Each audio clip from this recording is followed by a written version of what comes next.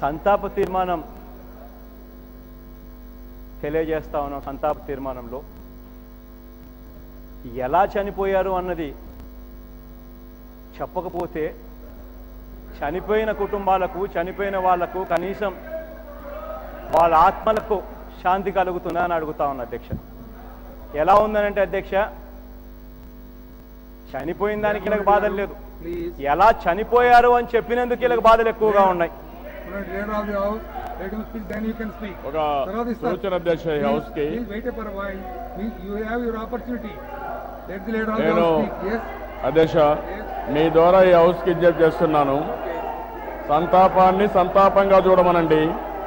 సంతాపాన్ని సంతాపం కాకుండా చర్చ చేయాలంటే మేము సిద్ధంగా ఉన్నాం. ఈ రోజే గోదావరి పుష్కరాలు కానీ అక్కడ జరిగిన సంఘటన, ఆ సంఘటనలో జరిపిన వ్యక్తుల గురించి మాట్లాడదాం అధ్యక్ష. నేను ప్రతిపక్షానికి విజ్ఞప్తి చేస్తున్నాను అధ్యక్ష, ఇది మంచి పద్ధతి కాదు.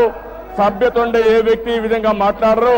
సభ్యత లేకపోతే మీ ఇష్ట ప్రకారం మాట్లాడండి. మీ ఇష్ట ప్రకారం మాట్లాడితే ఇది వేదిక కాదు.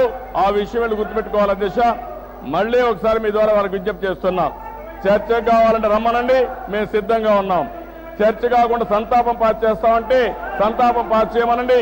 అడుగొక్కసారి పోడియం దగ్గరికి వస్తే మీరు పెద్ద ఎత్తున మార్కులు స్కోర్ చేయలేరు.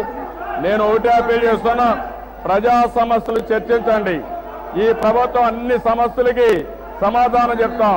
మీరు ఏ క్వశ్చన్ అడిగినా సమాధానం చెప్తాం, కానీ ఇది పద్ధతి కాదు. హుందాగా ప్రవర్తించాల్సిందిగా మరొకసారి ప్రతిపక్ష సభ్యులకు విజ్ఞప్తి చేస్తున్నారు అధ్యక్ష.